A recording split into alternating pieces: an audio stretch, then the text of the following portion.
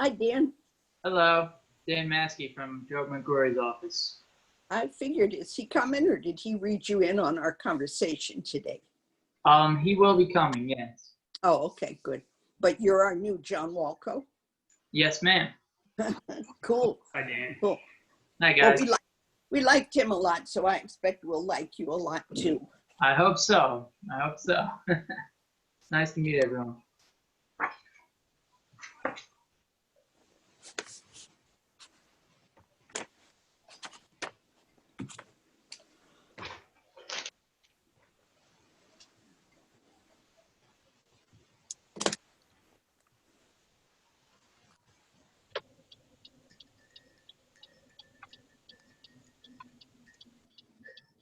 Steve? Who are you, Steve? And we've got our iPad again. Huh?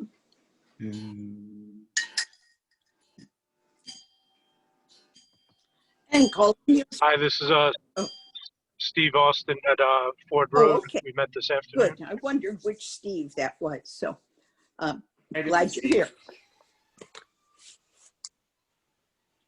And we have our two usual stalkers, iPad and call-in user one.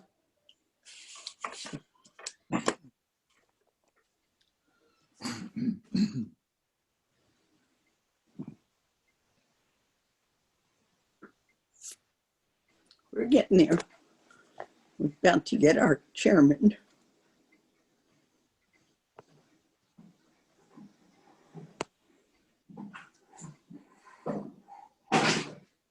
There's Mike. Yeah, Mike is the chairman of the board. He just arrived.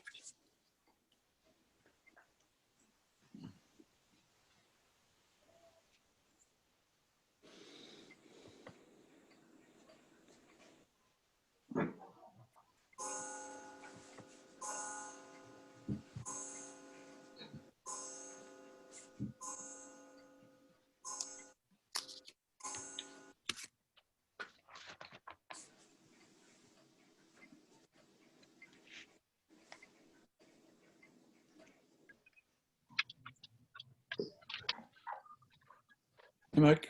Mike, how you doing? How you doing, Mike? I'm Mike. Hi, Ken. Alan, glad to see you here. Michelle, Bernie, how's everybody? Hi, Mike. The agenda is on the website, right? Correct. I forgot to print it. Emailed you a packet. Yeah, but I forgot to print it. Oh. And it's on this iPad. Okay. What time is it? Oh, it's ready. I guess. Damn it. Yeah, I'm on mute. How was it?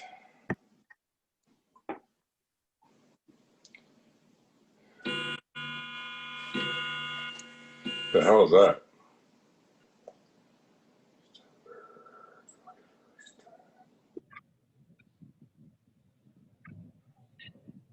That was my kitchen clock. All right. Geez. Sorry, guys. Trying to bring up the agenda here. It says call the meeting to order and announce that this is a virtual meeting. Yeah, I know that's first, and then the minutes, right? All right, well, let's get the meeting started. Let's call the meeting to order and acknowledge that this is a virtual meeting. And I think Hello, the first everyone. thing, what's that? Hello.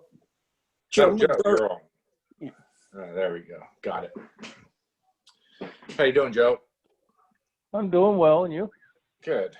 All right. Like to approve the minutes of August 31st. there were two minor comments made by a resident, and I don't think Kathy, I don't know that they got in. Let me see if I can find it. Regarding the minutes, right? Yeah, regarding the minutes. Yeah, I'm on the wrong iPad too. So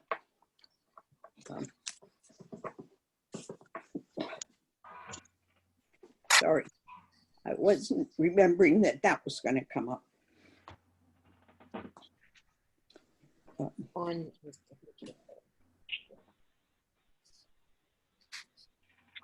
Lost it over here.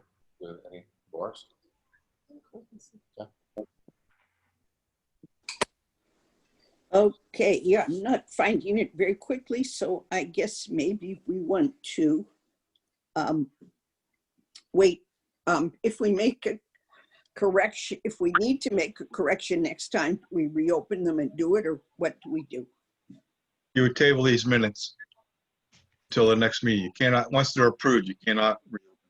Okay, let's table them. Okay, that's fine with me. Okay. Bernie, is that okay with you? Motion to Sure. table them. Yeah, I'm good. Thank you. Sarah? Kirk Reinbold made those comments to you, and he sent an email to us about what they are. If you want me to read his email.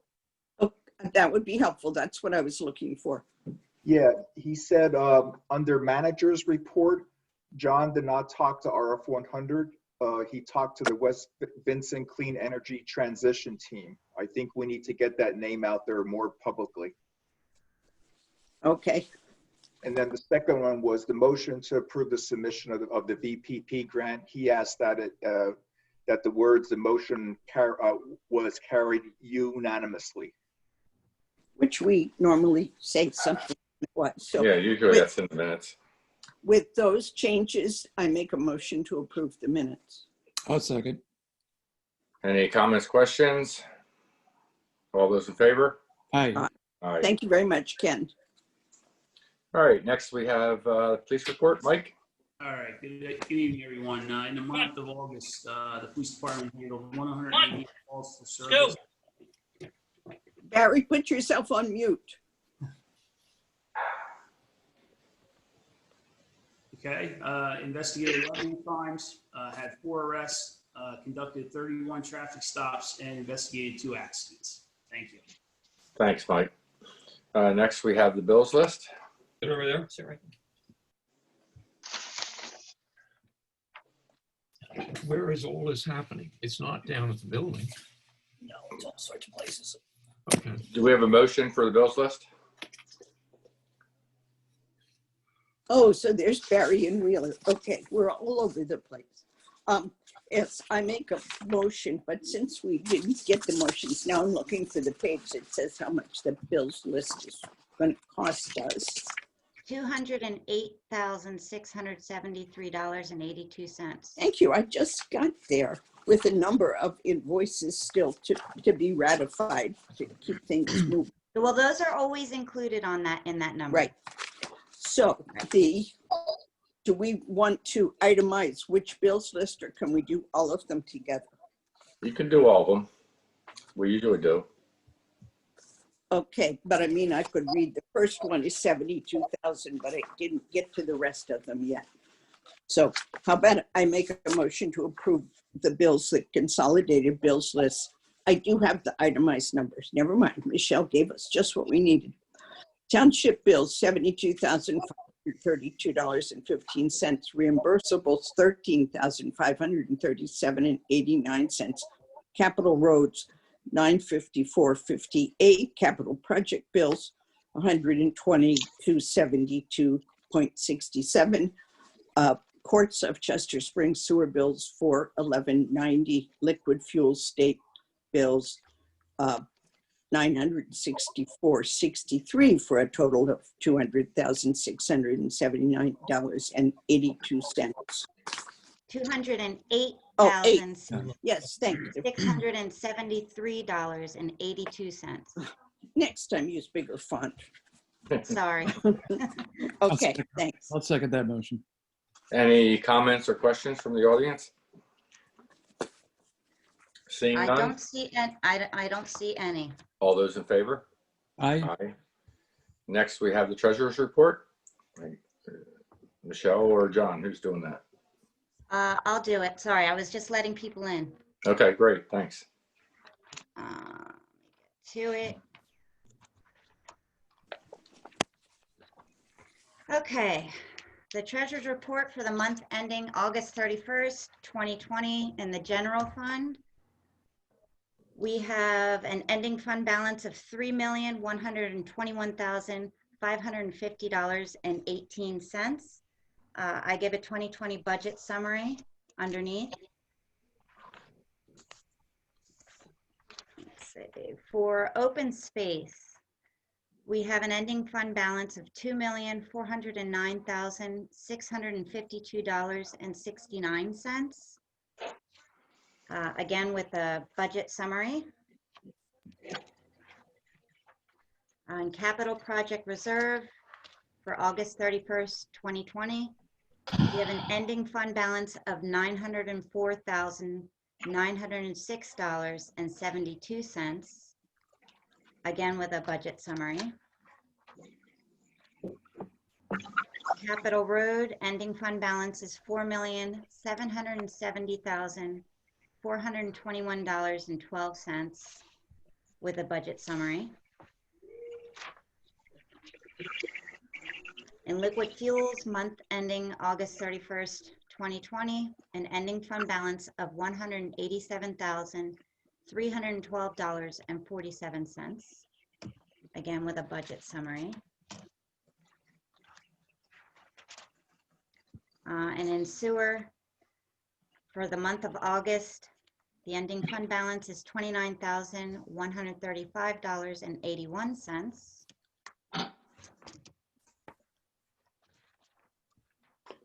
And in escrows, month ending August 31st, 2020, ending fund balance of $333,959.18.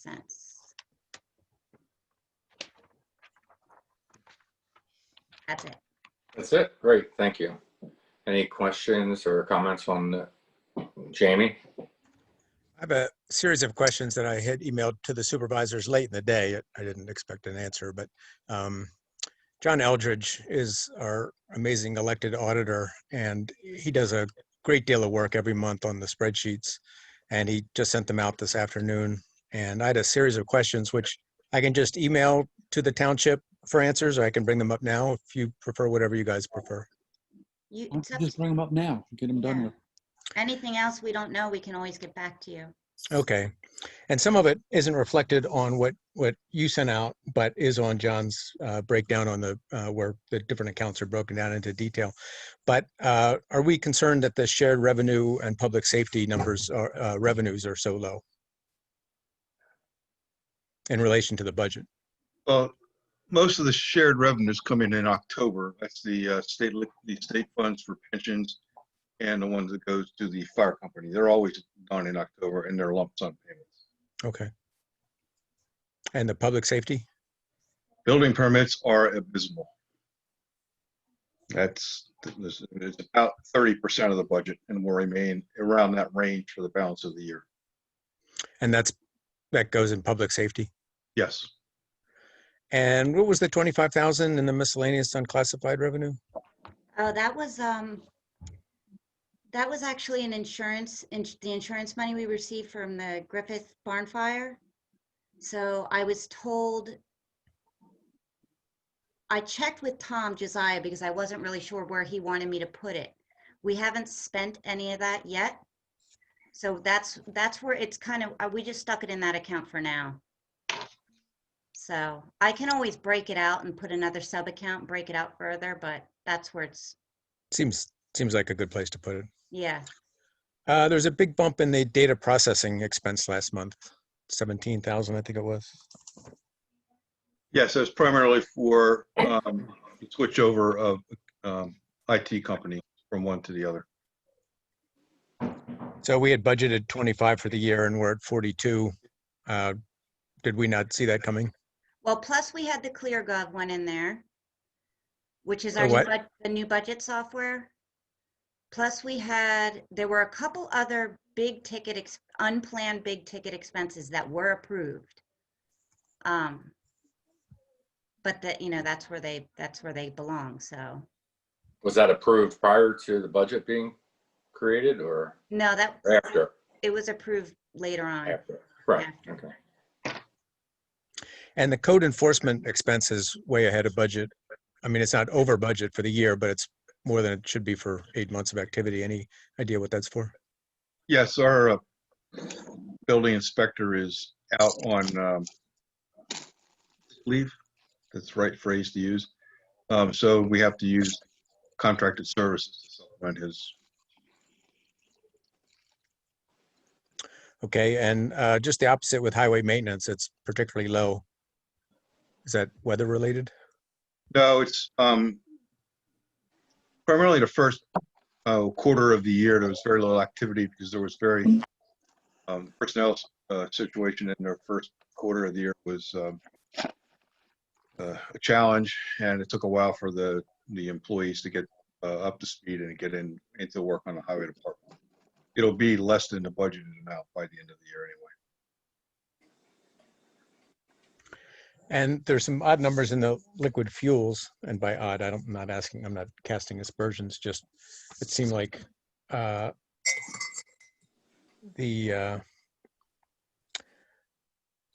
budget for the highway construction rebuild projects is 243 and we've spent 74. Again, is that COVID related?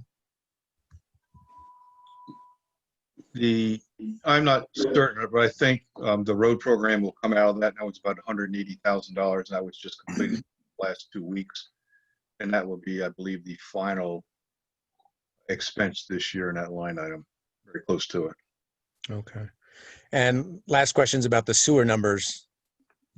They're pretty radically different from what was budgeted. Any idea why? The income was budgeted at 55, it's already at 82, and the expense was budgeted at 55 and it's at 106.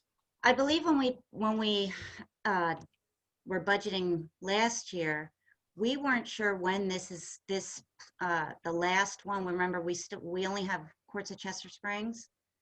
It hasn't been dedicated, and it was supposed to be dedicated at the beginning of the year.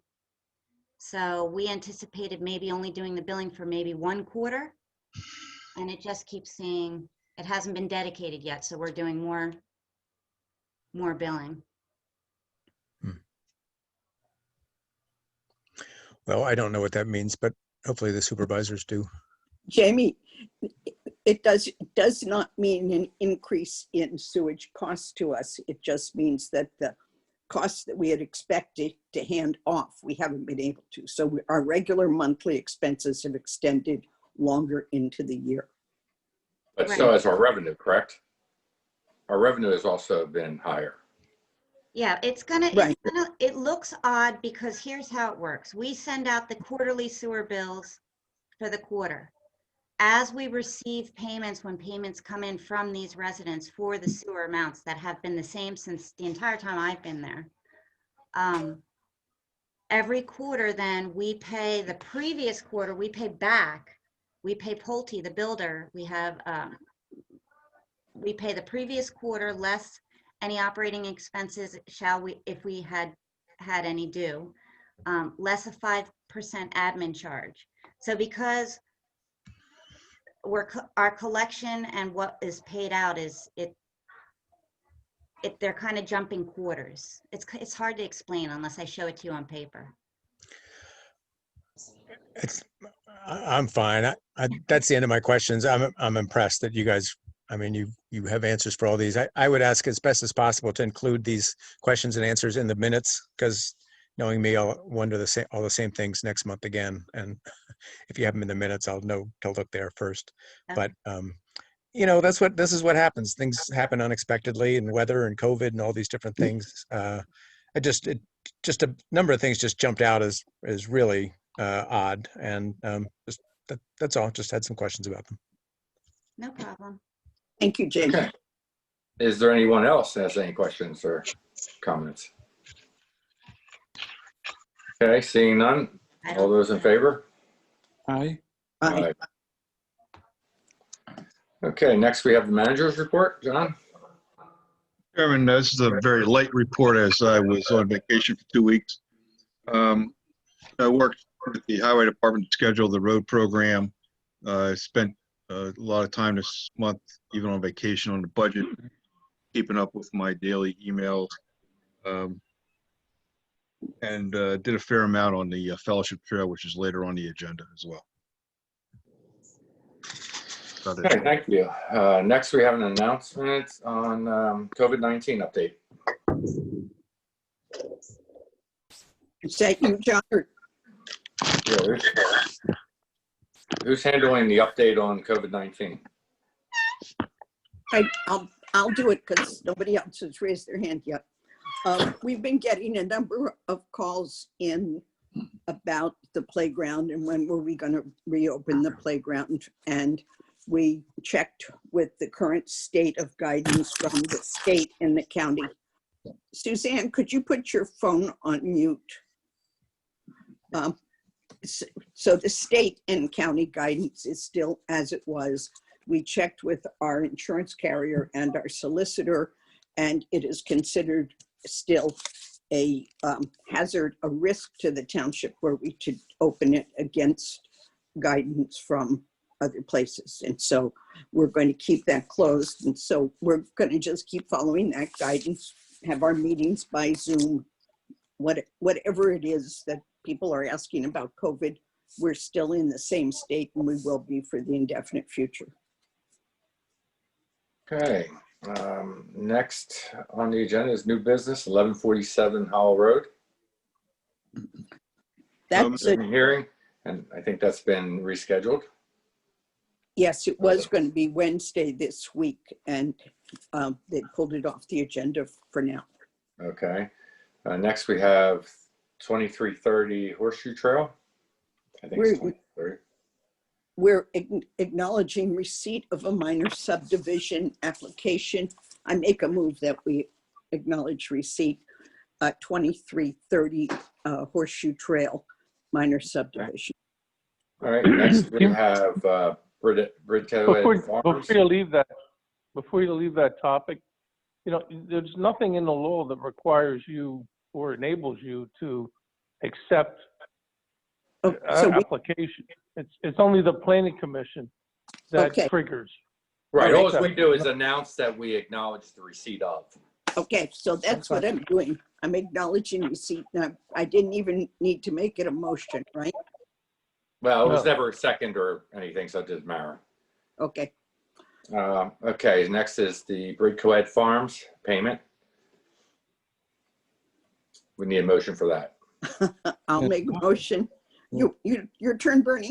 Yeah, but I forget the dollar amount. Was it 120,000? 120,000. 272. 272? And 67 cents. It was 120,000, Bernie. 200. Okay, 272. 272.67. 67. I make a motion that we pay the next tranche of money for Brinco Head demolition in the amount of $120,272.67. I second that and describe it as payment number 7. Correct. Okay. Okay, any comments or questions? Brian Curry here. Yes, comment or a question. Okay. What is our running total now for how much we've paid them? Michelle, do you have an idea? Yes, I do actually. So far,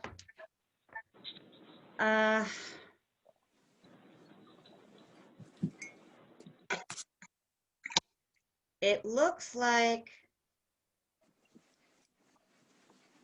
$621,681.28. If I'm reading this form correctly. I'm going off of a form, not what I have. In a computer. That's close enough for me, Michelle. Thank you very much. You're welcome. Okay, any other questions? All those in favor? Aye. Aye. Sarah? It says Township Park. Were you waiting for me to vote? Did I vote? Yes, vote. Yes, oh, I did approve. Say aye to that. Okay. Number 7. All right. Next on the agenda is Township Park name change discussion. John, do you want to take that? Yes. There's been some discussion about the name of the park. Bryn Coed is used very heavily by Natural Lands Trust and others.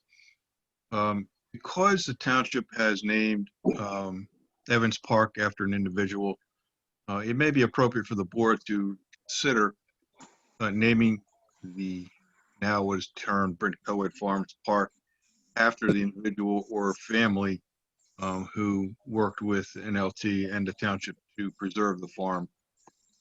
We recognize the family or the individual and give some greater identity to that. And help reduce some of the ongoing confusion about when people refer to the township park. So, Yes. With the Dietrich family? yeah, I like that Yes. one. Yeah, whatever, it would either go for the family or I don't have a lot of history here, but, be more personalized as opposed to the Bryn Coed, because you get, somebody might get confused as to where it is in the region, because Bryn Coed is used heavily by the NLT. Yeah, then, so Bernie, something like that, the Dietrich family park. Or the Dietrich Park. The Dietrich We can park. call it some of that, yes. Yeah, and rather than putting Richard or Dan in there, we don't want to have fights between deceased brothers or something like that. But the Dietrich Park just makes, well, that's to whom we are appreciative of their effort to save that whole property over there. Can I make a recommendation that that's like a template to start with, and then if we can just table this until next month, we can think about it some more and perhaps Come up with some ideas, yes. Yep. I agree. Okay, great, thank you. Yep, thank you. That was the idea, was to just get people starting to think about it. Okay. Can I make a comment on that? Yes, go ahead. Did Dietrich's give that property to you? No. The difference is with Evans sold the farmhouse and the barn and gave all the ground for Evans Park. So I see a reason for Evans Park. I don't see a reason for spending a couple $1 million on something and then making it Dietrich Park.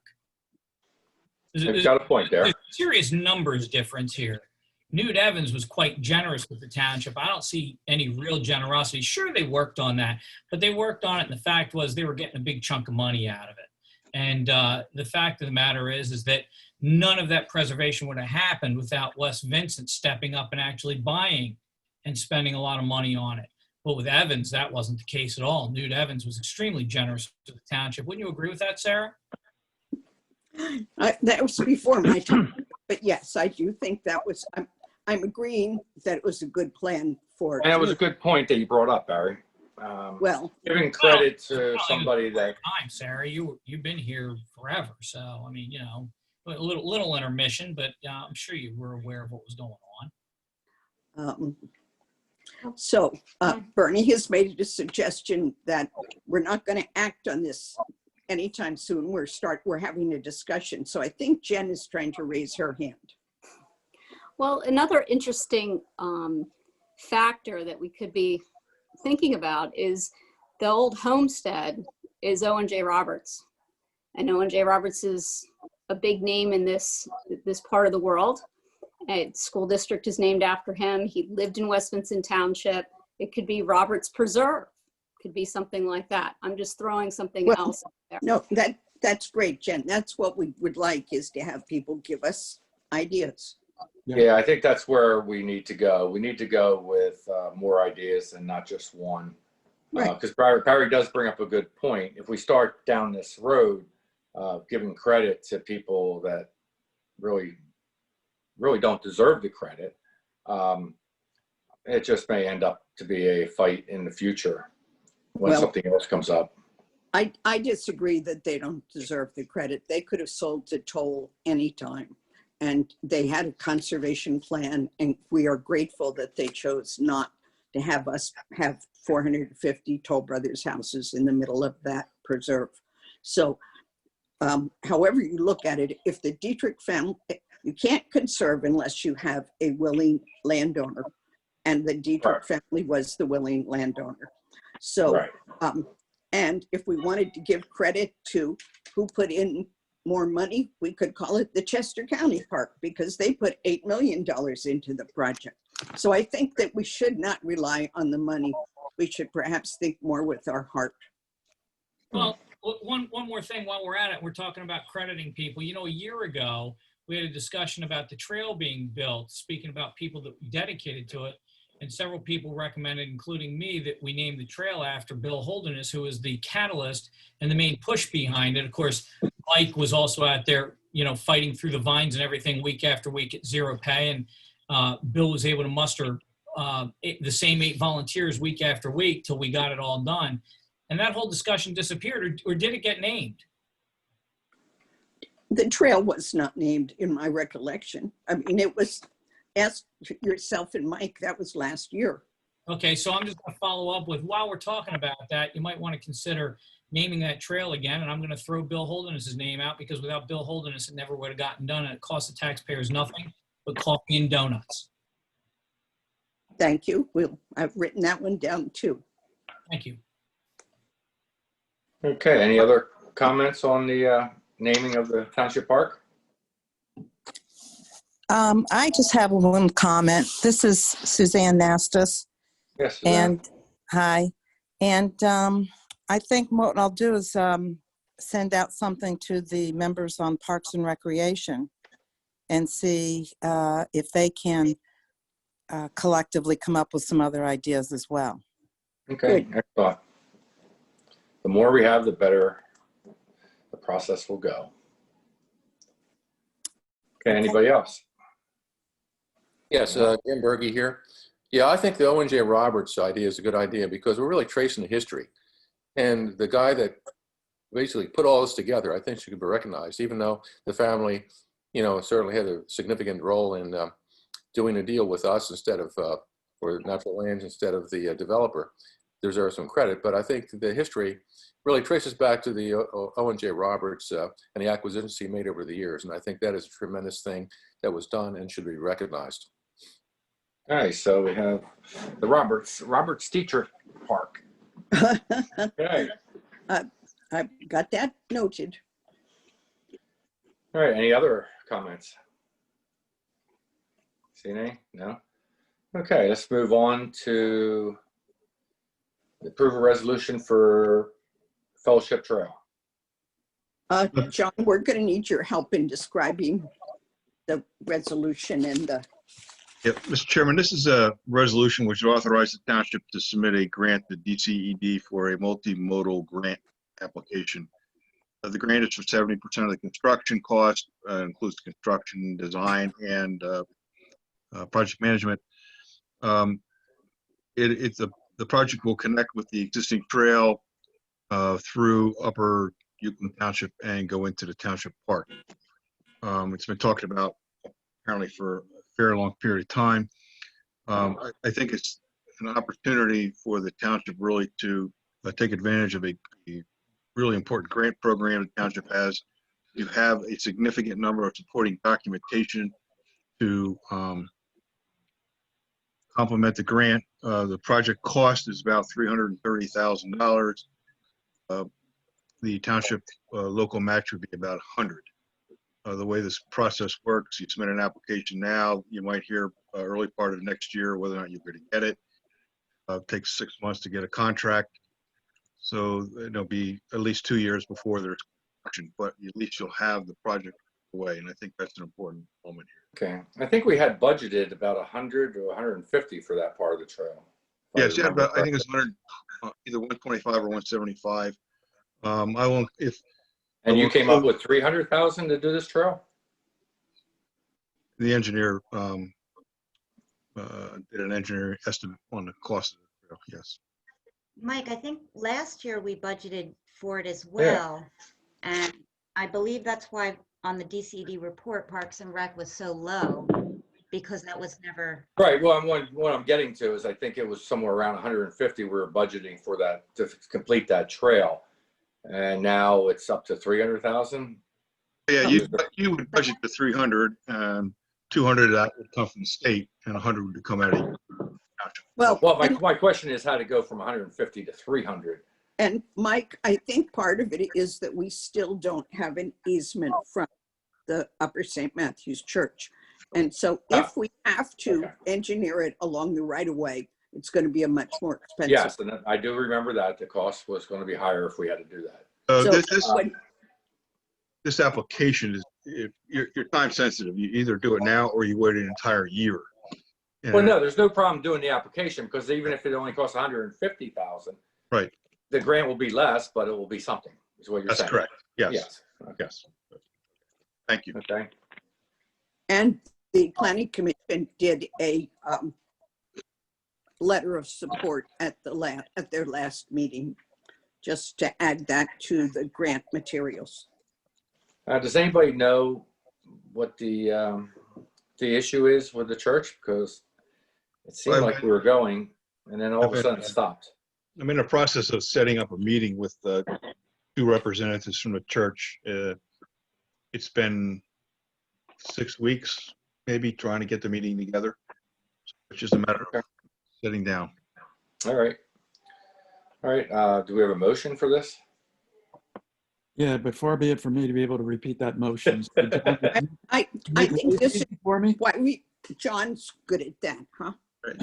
To be to adopt a resolution authorizing the submission of a grant application to the state for the fellowship trail. So moved. Oh, I'll second it. Any comments or questions from the audience? I don't see any. Okay, all those in favor? Aye. Aye. All right, next we have the authorization to purchase a police vehicle. What is the dollar amount for that police vehicle? What was it? John, I'm going to go ahead. Yeah, go ahead, Chief. It's under CoStar's, Bernie. It's 35.4. 35. That is equipped? Is that completely equipped? No, Or? then to put the lights and siren and everything in it is 11,000 on top of that. So we're looking at about 46 for everything. And what type of vehicle is it? That's going to be a 2021 Silverado pickup truck. Okay. In the police package. Are we looking for a motion to approve to purchase? We will in a second. What are we replacing with that? We're going to replace the 2015 Silverado, Mike. It's coming up to 100,000 miles. Okay. So I will make the motion to authorize purchase of the police vehicle, a 2021 Silverado pickup, for a total estimated cost of about $46,500. I'll second the motion. Any comments or questions from the audience? Yes, I have, this is Brian Curry again, and I've got a question, and it looks like Jim is also going to go for it. Let me try to go first. One of the projects for sustainability for years now has been getting electrically powered police vehicles. Were they included in the evaluation, and is there some reason why they were not, adopted and we're not going with an electric vehicle? Chief. Okay, well, right now, there's no electric truck available. I wanted to replace the truck with a truck. And if we really wanted to look at an electric car, I really don't know that there's a lot of availability out there from the different companies, unless we maybe talk to Tesla. I don't know.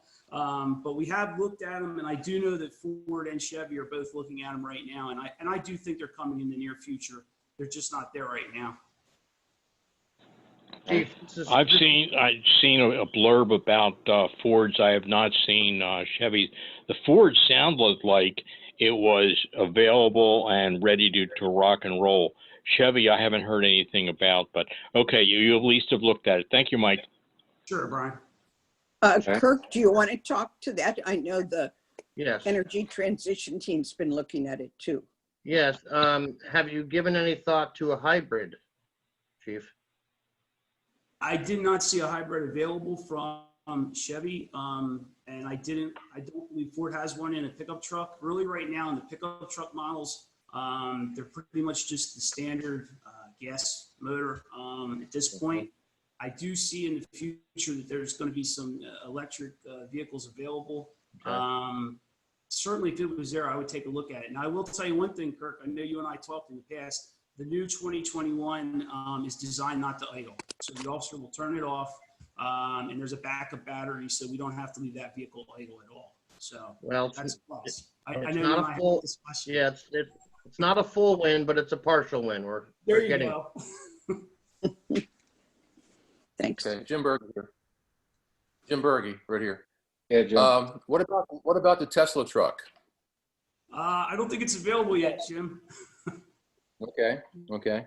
And the other comment I have is when I drive by the township building, I see a lot of cars sitting there a lot of times of the day. Do we actually need another vehicle? We're replacing one. We're not adding any.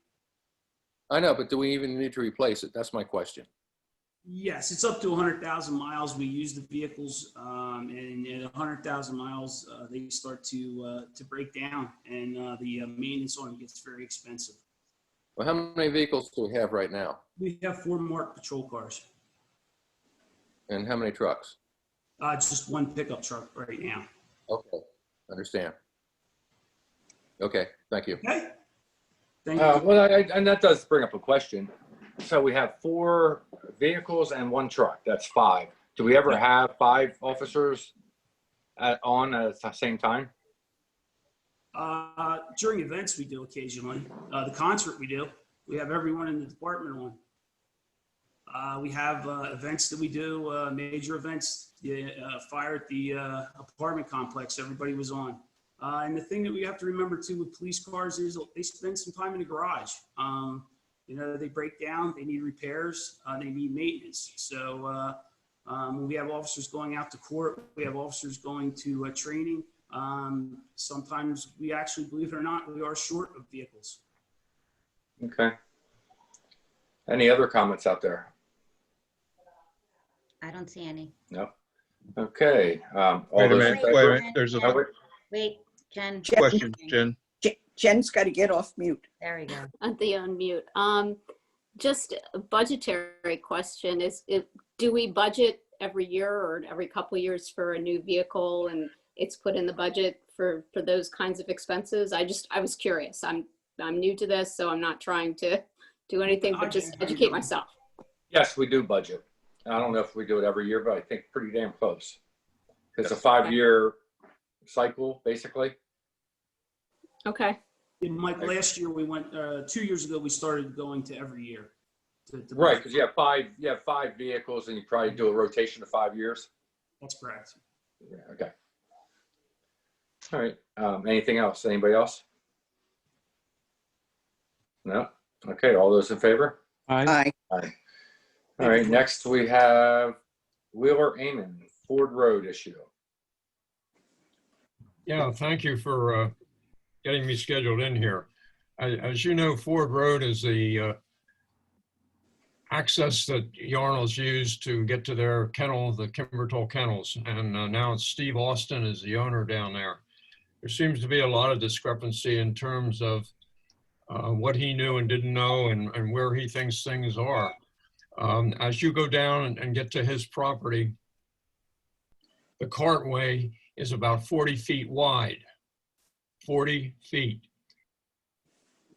As you go on down to the buildings, it goes all the way over on the on our side of the cartway, and is not in the right place at all.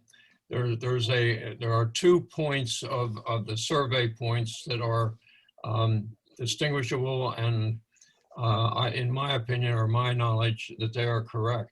There's one by the old garage, and then there's another pin or nail that was driven into the concrete barrier that's cut across the whole right-of-way and cartway. That used to be a wall, and now it's completely flush with the road washed down and so forth. As you proceed on down further, right-of-way actually goes through the building, and they're upset about people walking down there because they're walking right near the building, but that is the right-of-way. There's no retaining wall there to keep the fill that he's put in to hold up the building. There's no retaining wall there, and so all those stones wash down too. They're very distinguishable from the road material. As you go on down the right of way further, he has piled a whole year's supply of huge logs that I suppose are going to split up. These logs are blocking the right of way. And that right of way has been there as long as Ford Road's been there. That was sort of the access down to the cable bridge that used to cross French Creek. The embankment is still there on our side of the right of way, on our side of the property line. Now, this property has been surveyed a couple times, and there are pins. It seems as though some of the pins have relocated themselves, but there's two that I'm pretty sure are correct. What we need to do is get the officials down there to look at this and determine how we can get the road back where it's supposed to be. Right now, the whole road is on our side of the property line, and it's supposed to be halfway. The property line is the middle of the road and the right of way as well. So that's where we are on item number 1, where we're trying to get the water to go directly to French Creek and not be diverted by the piled wood and the riprap that's underneath there. All of this changes the slope to force the water in through our woods. And that's not the way it used to go. Many years ago, Bob had a pond there, and I believe DEP or someone told him he had to get that out of there. Then he dug a trench down our side of the property line into French Creek. I got him to fill that back in, and he did do that, but he didn't fill it to the point where it blocked where the water goes across into the woods. This is very hard to verbalize and try to give you a picture. The 2 supervisors were down. I don't know, Sarah, did you get down to take a peek at it, or? Yes, I did. Okay, great. Then you have somewhat of an idea. As I said, it's hard to draw this, the many violations. The buildings, where the kennel is all in the setback area. There's a 75-foot setback area from this right of way, and all those buildings are there. Now, excuse me, Steve has taken down one of the original buildings, the storage for the tractors and so forth. That's disappeared in the last few days. And my hope is that that won't be replaced with some other building. I don't think that's legal to do either, but that's something that you should be looking into.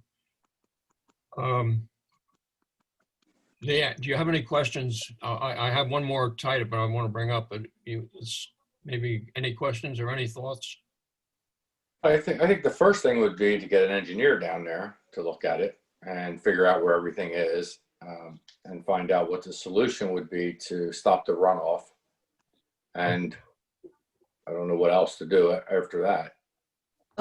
Last week, Jason pulled the plan from a 1992 plan from the parcel file, and it does not show an easement or anything past the end of the road by that thing you talked about, Wheeler, where the water comes out to go down towards the stream.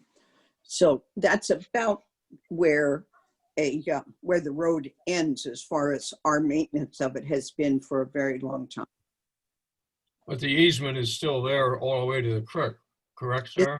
No, we do not see that easement. Do you have a Yes, I do.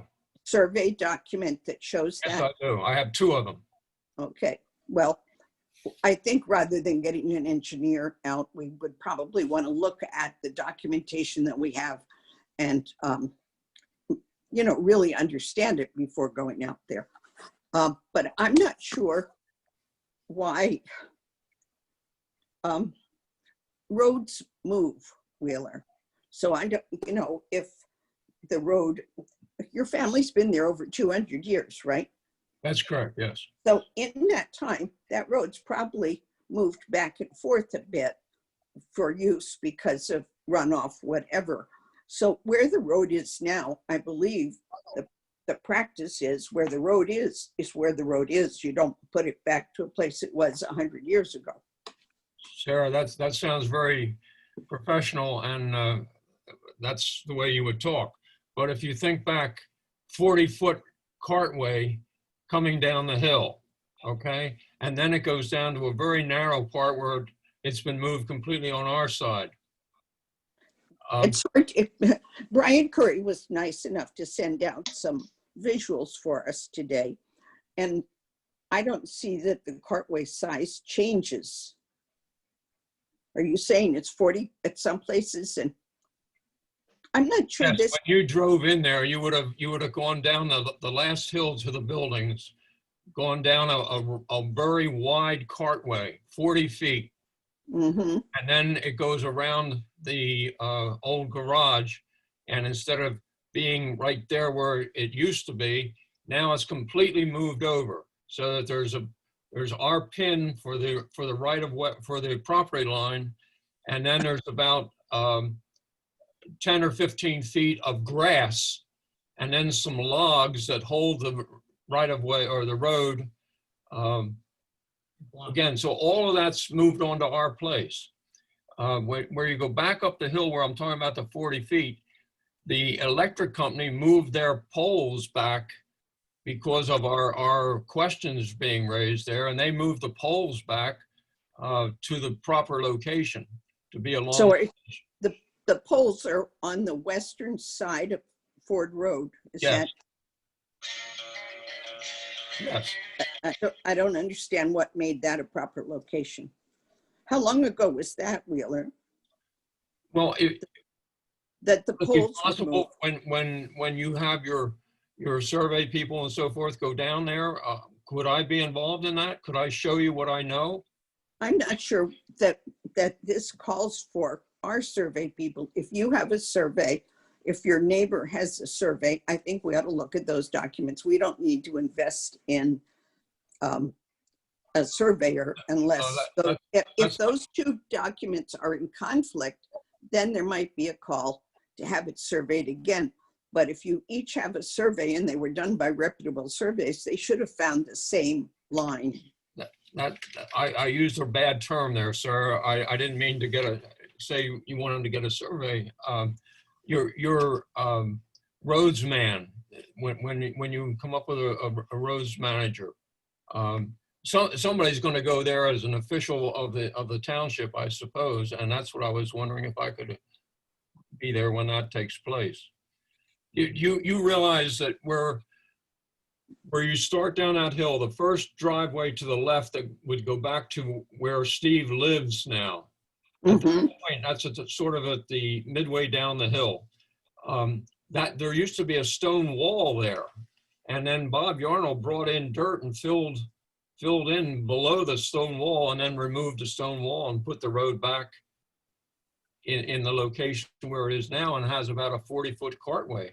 And are you talking there that wouldn't be obvious to you if you just went down there without knowing the history. That's all I'm saying. Okay. And you're talking about the driveway back to his house, or how that widened Ford Road? You're talking about the driveway from Ford Road back to the house? No, from Ford Road back to the house is where I'm saying the stone wall used to be. Right. And below that stone wall has become a 40-foot right-of-way. Bob Yarnell did all that. And that's when the township sort of relinquished their maintenance to Yarnell's. And have you done that again now? Is Steve in charge of the road now? No, but it's a township road. How long ago did Yarnell do that? Oh, I have no idea of when. It was way back when they first moved there. 20, 30 years ago? Probably. Mm-hmm. I would recommend that we have our engineer go down there when Wheeler's there, so he can describe, what the history is. Thank you. Have our engineer do an assessment, and then sit down with me to see Yeah, what truly. because there's a difference between the township issue and a neighbor dispute. And It's not I a think I neighbor need more, dispute. Go ahead. well, I'm I think I sorry. need more information to determine whether it's a township issue or not. And I think that it's going to involve our engineer doing a site inspection, especially on the stormwater issue. Because Yeah. the stormwater is a township issue. The property rights and locations of roads and access, that's probably not a township issue, but the stormwater is. Okay. Well, Joe, I think Brian ought to take a look at it and then sit down with me and discuss legally what can or should be done. Joe, You agree that the piling the wood in the right of way is a township issue as well? You can't block. Not necessarily, unless it's, not necessarily, but if it's diverting stormwater, it's a township issue. Yes, it's doing Joe, as preventing people from walking Joe, down there. the pile. But we of- don't have to preserve a right of way. Especially if it's one not opened up to the public through the proper easements and dedications. But any adjustment on anyone's property that diverts stormwater is a township jurisdiction. Okay. Joe, So we need to look at it. So Joe, I was there and I saw this big pile that Wheeler's talking about, and it is wood from a very large tree, which apparently fell within this year probably. And it was cut into big chunks that you can see the root ball there where it fell, and it fell probably onto your property. They cut the tree, brought all the wood back to their property, and it's piled there. But that facility uses wood to heat the kennels. So that wood is not going to just sit there and rot. That wood is going to be split and carried over to, you know where that wood pile is at the back of the kennel, right? So they're in the process of moving that wood to a useful position. It was clearly not piled there to obstruct anything. It was piled there because the tree fell. So, So you didn't store wood? and it is not Store wood there last year? it's not a right of way. There's not a trail. The road doesn't go there. This is after the water has come out of a swale. And it actually, I think right now, if the wood's doing anything, it's slowing it. On the downhill side of the wood, the water is clear. It sounds like you had a good explanation from Steve. A few months ago, let's say, that wood wasn't there and there wasn't any tree down at that point. Now, I have no doubt that it could have been a tree that fell over. But the wood was placed there deliberately. There's no question in my mind about that. And he has 12 acres there that they could have piled that wood anywhere they wanted. And it's not piled right near the incinerator or the crematorium or whatever you want to call it, that they use to heat the kennel with. They use to heat everything with. There's a lot that goes on there. I remember a number of years ago, the supervisors were all down there for a meeting, and all of a sudden there was a fog that moved in across everybody's vision, and it was not a very pleasant thing. And the final comment was that by me, that how do you like breathing the puppy pee? And that's what it was. The incinerator was lit up and burning, and it fills our whole woods with smoke and aroma. So this is something that's going on for a long time. He originally had 2 stone chimneys built. They're still there, I believe. I know one is. And then this incinerator that he put in is used to do everything. Heat and get rid of debris that they don't want and that sort of thing. Hi, my name is Stephen Austin. I'm the owner of 151 Ford Road and 155 Ford Road. Those trees came down approximately May or June of this year during a huge storm that actually took out about 6 or 7 trees on our property. So I just wanted to add that information. Okay, how were those trees on your property? You didn't have any trees down there. Weren't the trees on our property? I think now we're getting out of the road question. Well, okay, that's fine, but the property line down there is in somewhat of a dispute, okay? There's no question about that. Where you're up at where the concrete wall is, and there's a nail in that concrete wall that I saw the surveyors put in. All right, I know that's correct. And when you go 16.5 feet west from that point, and then you would turn at a 90-degree angle towards the creek, you're looking right into the building. So the right of way is not being allowed to be clear, and that right of way has been there for probably, well, I don't know how long, but many hundreds of years, because that's how the people would have gotten to the cable bridge going across French Creek. So if your neighbor moves the wood out of the right of way, are you then satisfied and there's nothing else to do? That would be a start, oh, sure. And then we have got to get the stone cleaned up that's washed off of, washed off. Is your neighbor on this call? Yes. What? The neighbor is on this Yes, call? I'm the neighbor that he's talking about, Steve Austin. Are you willing to move the wood out of the right of way? I'm happy to do that. It's going to get used this winter. If there's some sort of immediate need to move it tomorrow, I could look into that. But I honestly don't think that there is a need to do that. And but you'd be willing to do it just to resolve this dispute, then it opens up the right of way, right? It's in debate whether there even is a right of way there. And I'm not eager to do work that I don't need to do. So, Steve, is your property line there? And is My that understanding is the logs are on my property.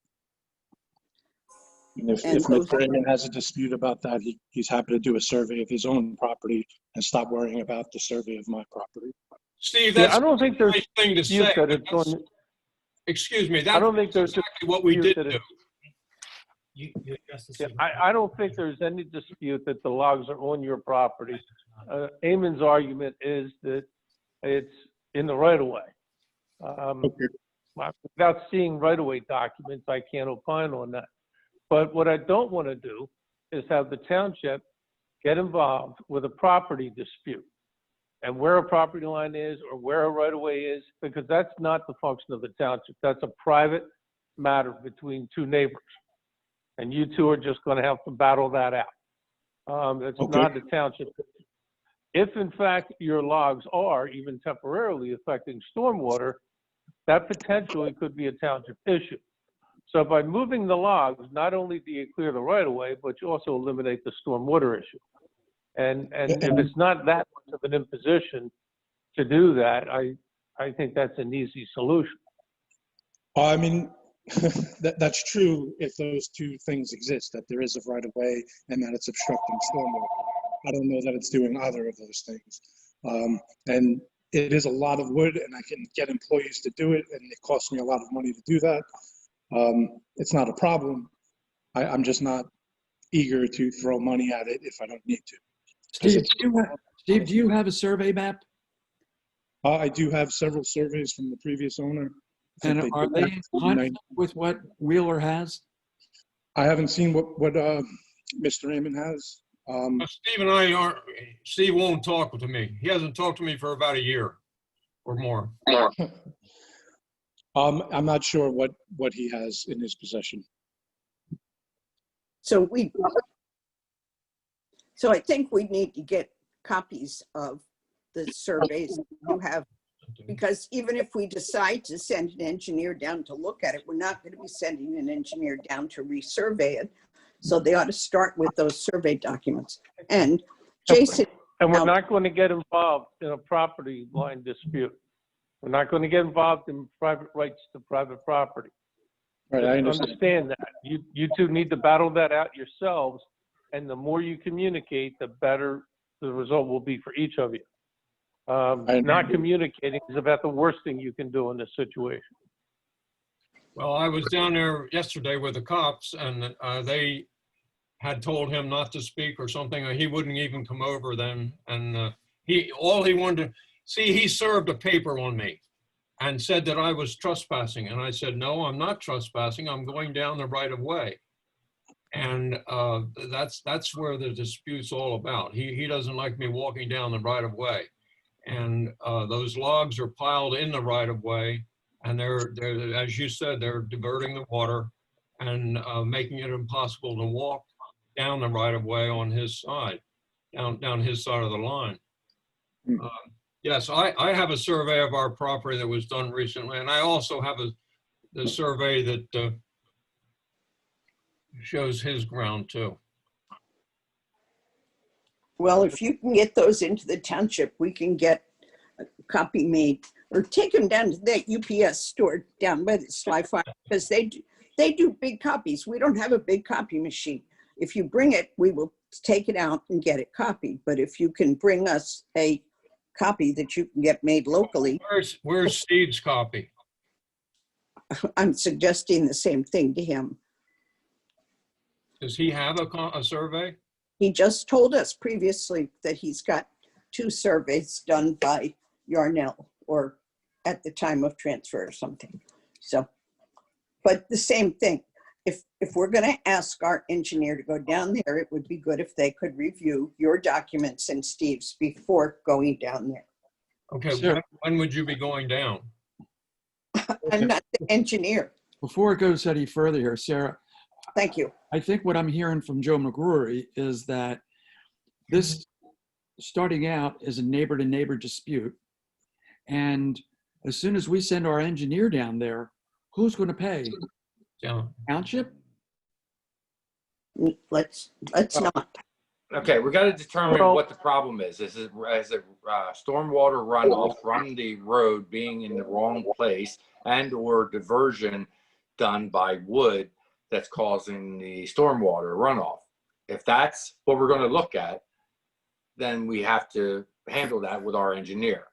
If it's a property line dispute, then we don't have to do anything. John, so we have to determine, is there a runoff problem that's going into a neighbor's property caused by either road design or road shifting or materials being put in a way that would divert water? The pilot. So we have to figure that out somehow. Right, Mike, but you've been down there recently, have you? Yes, I have. I've been down there 2 years ago, I think it was. Okay, John Granger and I went down with the road crew right after that storm in June because they were out clearing trees and we were talking about that road. And down close to where that building is, where the kennel is, there is a place where gravel is piling up at the bottom of the road before the woods. And I stuck my head into the woods to see if that's where Wheeler was saying the gravel was running down to a creek. So it wasn't there. So I think you're talking about what's coming out of that pipe under the driveway there, along the edge of the road, not in the road. Is that right, Wheeler? I'm not able to follow you, Sarah. Yes, there are 2 pipes there. I don't know that both of them flow with water, but that flow, when there's a storm, that's flowing with great force, and sometimes it's inadequate to take it, and it will flow over and come across the top of the concrete. And then it washes the stones, the gravel that's on the embankment by the buildings. There's no retaining wall along the buildings to keep that out of the floodplain or the flood area of the water there. I also didn't mention there's an area underneath where these logs are piled. There's an area of riprap that's there, and that's also making somewhat of a dam. That was placed there by, I don't know who placed it there, but it's riprap and it's recently put in. So whether it was there before Steve bought it or after, I don't know that. But the wood just appeared recently. and it is diverting the water. Go ahead. I think our engineers should look at it and set up a time where both of the two neighbors are there at the same time, and they can tell the engineer what their versions are of what the history is. I think that would be great. I kind of agree with that. Get it settled. All right. I'm okay with that as well. All right, I'll arrange it. Okay. But I want to make it clear to these two gentlemen, though, any property line disputes, even right-of-way disputes, are not going to be handled by the township. We're Correct. looking at stormwater. I understand. That makes sense. All right. Okay. Anything else? I have one more part here. Okay. The other part is Ford Road is being sent down our driveway. Now this is crazy, and GPS and Google are putting on the map that if you come from Kimberton to go to Kimbertall Kennels, you are supposed to come down our driveway, past our buildings, across our pasture, through our gate, back onto Ford Road, turn right and go down. Now on Ford Road, they have called that Kimbertall Kennel, and they have that written on Ford Road in two places. Now whether, I don't know why that would be. Wheeler, Yes. after you and I had that very long phone call last week, I talked to Kathy, and she has been in touch with the county. The county has had some luck with Google Maps, and they've got somebody at the county who's working out with all of the data of where that driveway is and where Ford Road is. Because I did do what you said. I turned my navigation around to come from Phoenixville, and it does cut right down your driveway. So, but Kathy was aware of it. I guess you had brought it to her attention before, and it's gotten to the county and they are working on it. They've had luck with some other Google Map changes, and she has no idea how long it's going to take, but it's gotten into the hands of the person at the county who knows how to do it. The lady's name is Louise. I don't know what her last name is, but yes, she's been most helpful, but nothing concrete, nothing has come out of it. Nobody seems to know how to get to talk to them, but yes, if you're working on it, that would be, the officers that were down there said that they were going to try to help as well. I don't know if they were successful or not, but. So maybe that's how it got to Kathy, but I know the township has been in touch with the county. There's one more thing I'd like to point out, that this is more than an inconvenience for us.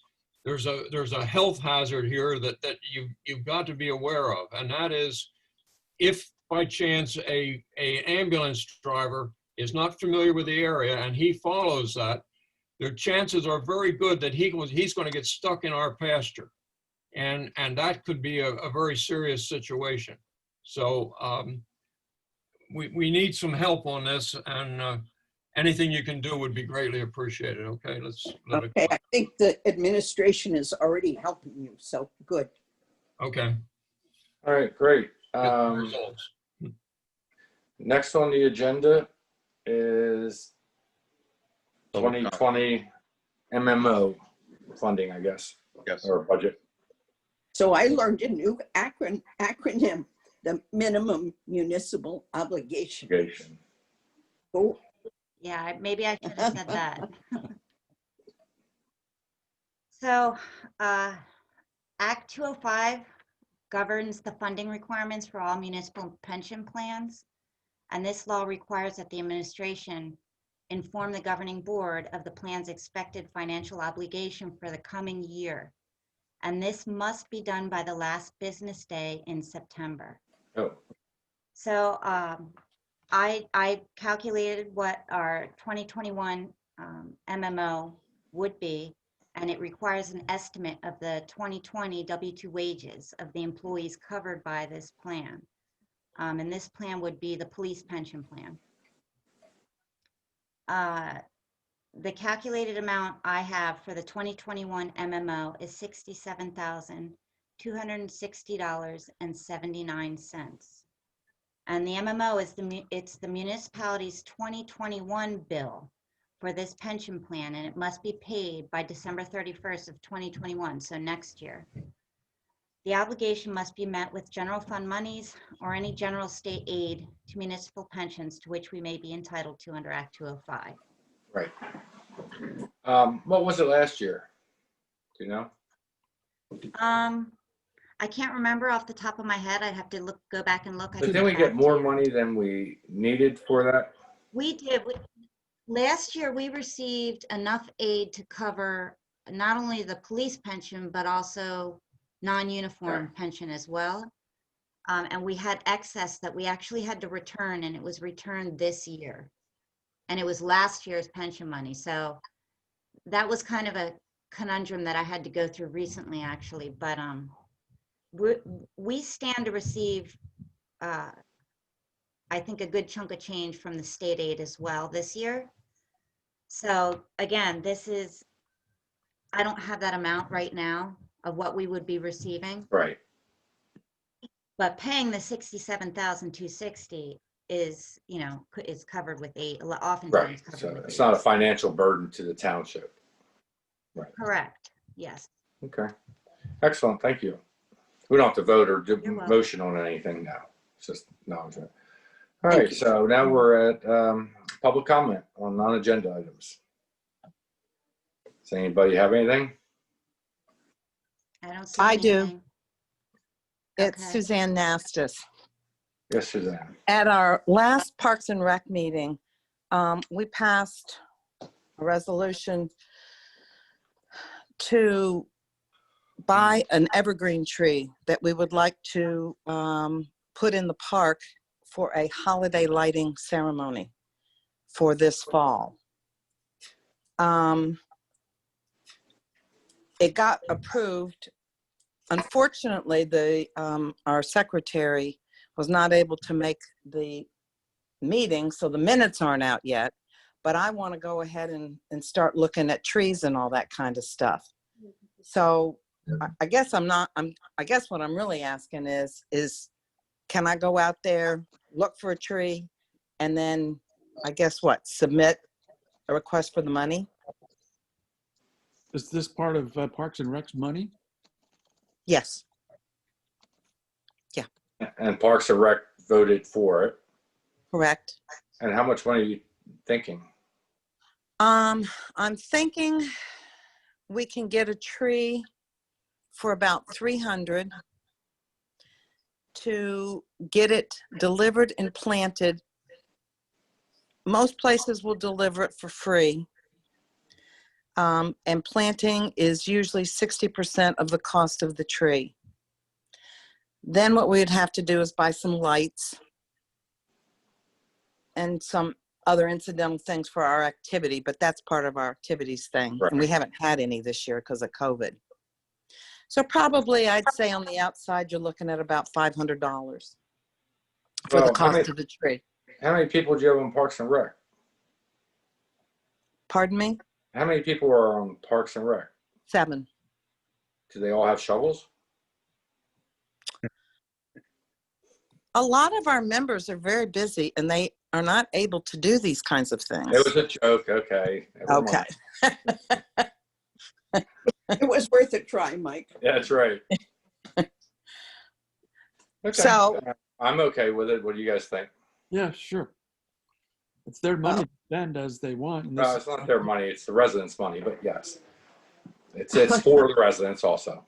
Thank you, Mike. Yeah. So I guess I'm curious about what kind of tree. Actually, Sarah,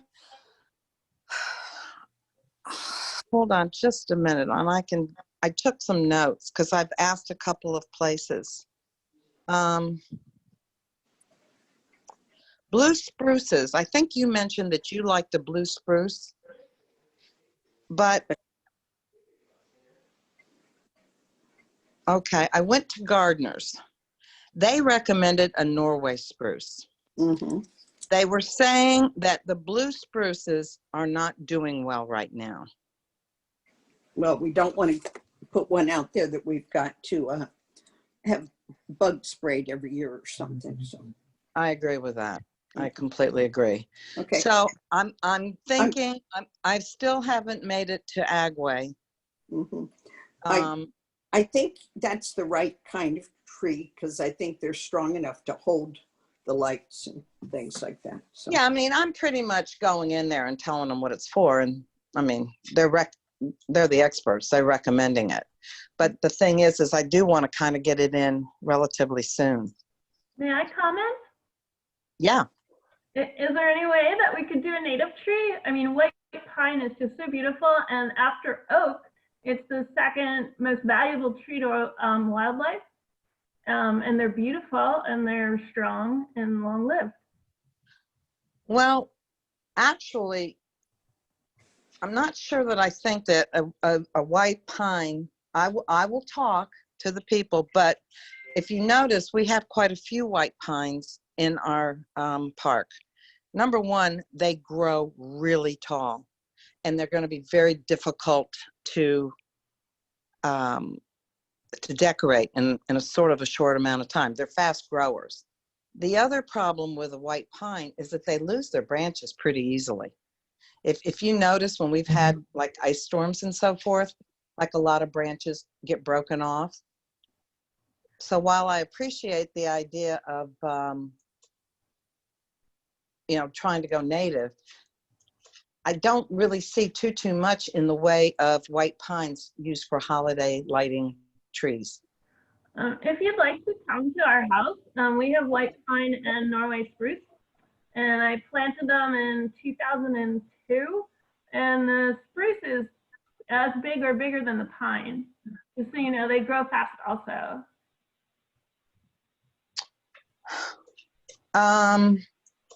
I will talk to gardeners about it. I do know that we've got a lot of white pines over at the park, and they, as a matter of fact, we had some branches cut last year, and we actually need, I think, a few more cut. Of all the trees in the park, now granted, there's no Norway spruces in there, but of all the trees in the park, the white pines are the ones that lose its branches. Maybe your location's protected. Could that be part of it? Do you have a protected location for your trees? No, but I was just speaking to the size. They grow at the same rate, and the spruce will get as big as the pine. So if your decision had anything to do with size. Well, it does. I don't think we want an absolutely huge tree. Well, so that will factor into the decision. Yeah, if you'd like to come see, I have a lot of both of those trees.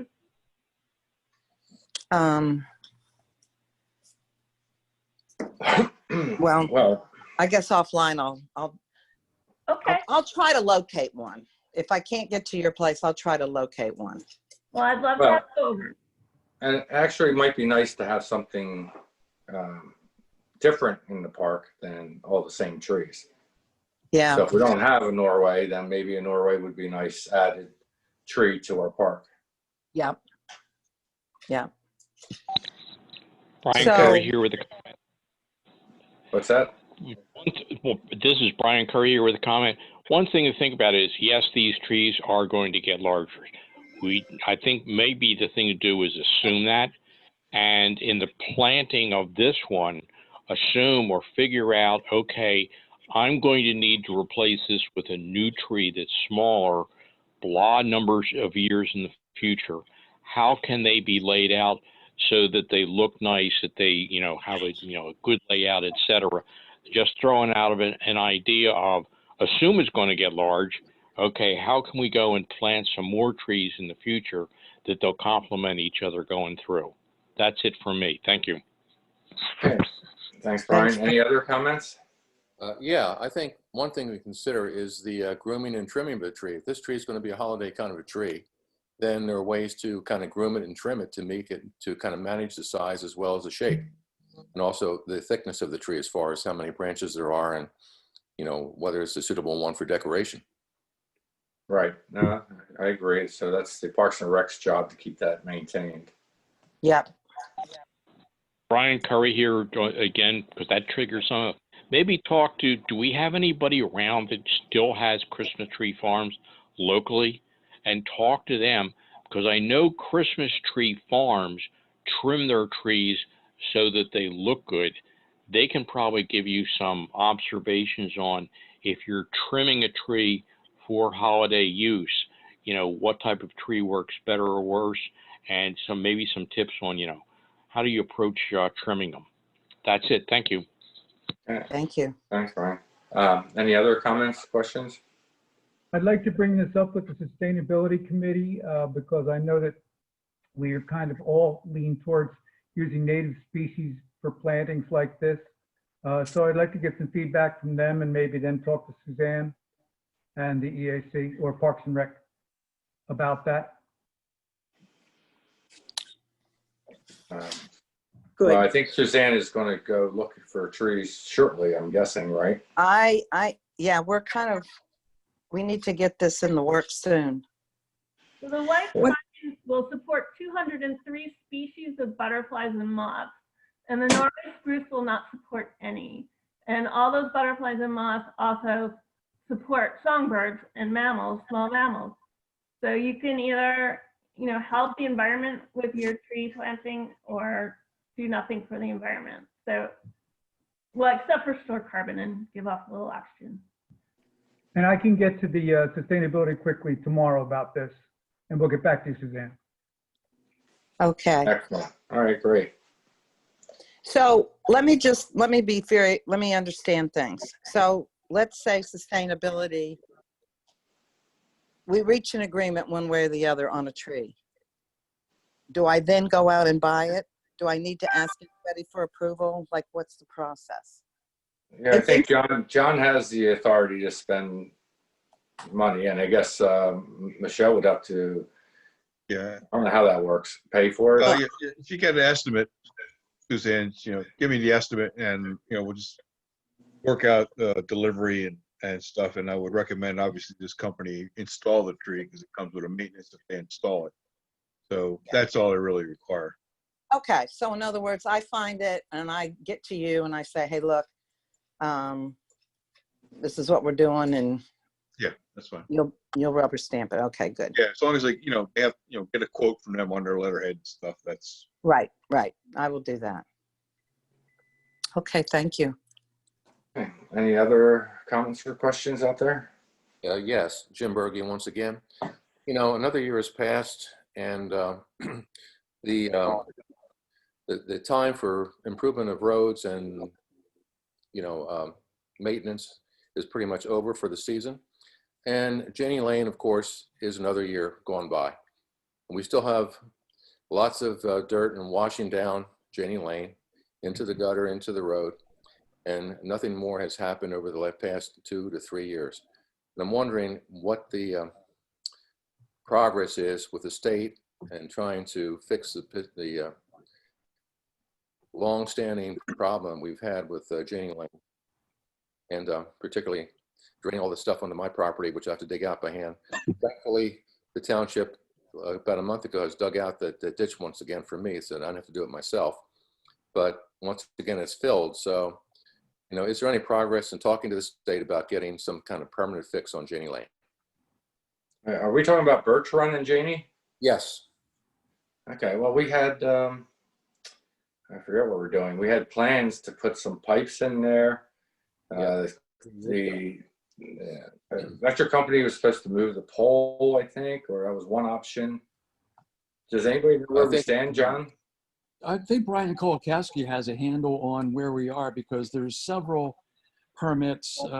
DEP is one, and then the state is another. And like you said, there's a pole at the top of the hill has to be moved. So Pico's involved. So it's a shame Brian's not here tonight. He could answer that. But I'm also wondering, we had this discussion and we had different options, and I can't remember which direction we sent Brian on. Yeah. There were different options in cartway width. I guess that's what we call it. And whether what part's going to be paved, and then the piping. Yeah, and there was also a question about whether it was going to be done in segments, doing the top part first, right, and bottom. but I think one of the issues was what was it, $1.2 million price tag. And so do we want to put all of our road money right there? I don't So- remember being that high, but maybe it was. I guess We'll we have- should get that information. Yeah. We'll have to The other get thing was the frogs or the bog turtles. One or the other that had to be. We have to go through that process. Correct. Right. So there was stuff. DEP is responsible for the bottom, Birch Run. Right. So that's out of our hands. Yeah, but I think we were going to start at the top, if I remember correctly. Right. May I make a observation? Because I have run into a similar situation. It's always better to start at the bottom. If you make improvements at the top, you're likely to increase the flow, the quantity and velocity of the stormwater coming down and exacerbating the problem at the bottom. So when you get a design, you start at the bottom, it's designed to accommodate whatever you're going to be doing at the top. Well, the only problem with that is if you start at the bottom, you're still going to get all that runoff into your grates and your drainage areas on the bottom. Whereas if you do the top and you divert the water into the woods before it even gets to the gravel part, then you're kind of solve that problem. And maybe all the piping should be done first, actually. Yes. Actually, I disagree with that. Can you hear me? Yes. I disagree with that because I've been living here for 22 years. And the bottom is the problem because historically the water has gone under the street. And there's no problem with dirt washing down for the last, the first 10 years, let's put it that way. It's only since the Jenny Lane has been improved, so to speak, that there's been gravel and stuff washing down into the ditch, clogging the underpass under the road, which is not really a pipe. It was probably built there, 100 years ago before there were pipes. And they just have like a rock kind of thing that they paved over top of, and that's collapsed. So the problem is that there has to be a pipe replaced underneath the road going back into the rock run. And, up top. I agree. Yeah. So that has the to only be, problem is that's PennDOT. That's the only downside. So why hasn't that been done? Why haven't over 3 or 4 years we've been talking about this, but nothing has been done? Can't somebody talk to PennDOT? Can't we exercise some kind of muscle to get something done here? I don't know how much muscle we have, and I know they have, a certain budget and they have priority items. I don't know how this falls, actually, to be honest. I'll tell you what you can do is dig up the damn road and put a pipe across and and apologize later. Well, that's one way. That's true. I didn't hear that.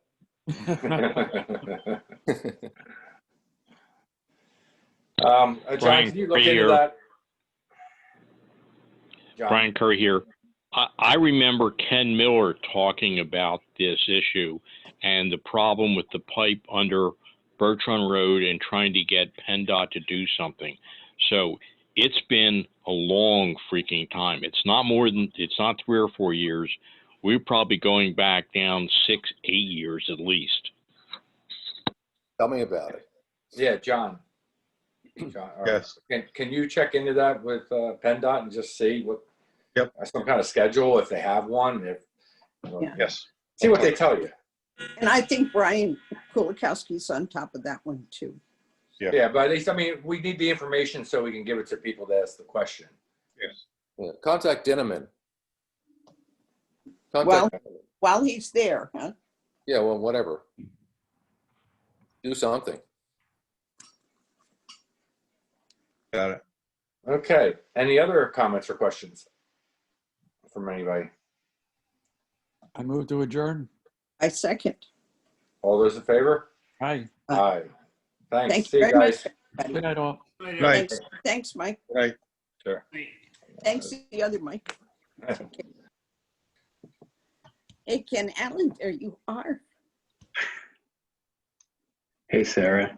You show your face when it's time to get off the air, huh? Well, I didn't realize we were splitting so quickly. I would have had a comment or suggestion, but too late. It went by really fast. I'll say it to you, and I'll just for Michelle, future just keep talking for a couple minutes, okay? Yeah. I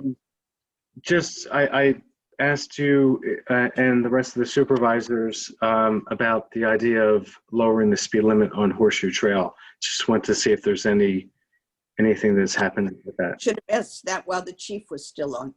So I'll pass it on to him. Okay, yeah. There's no rush on my part, but I thought I was going to wait till the end, but boy, that end went quickly. So Yeah, when we're ready to go. So, okay, thank you very much. Good to see you. I'll pass it to the chief. Okay, thanks. We have our resident stalkers usually stay till the last minute. So, yep, there we are again. Brian, so nice of you to show your name. I changed it so I would know. You did it. Really Good. Yeah. Oh, so you could do it on my township iPad if I call in on it sometime? Because I can't figure out how to do it on my iPad, but if you can do it for anything that's coming through the township's account, that's pretty cool. I think we can go now because the iPad and user one and Brian, just wait and we'll see what you and I say to each other. Okay, good night. I'll be over after noontime to sign checks. Okay, see. Oh, but you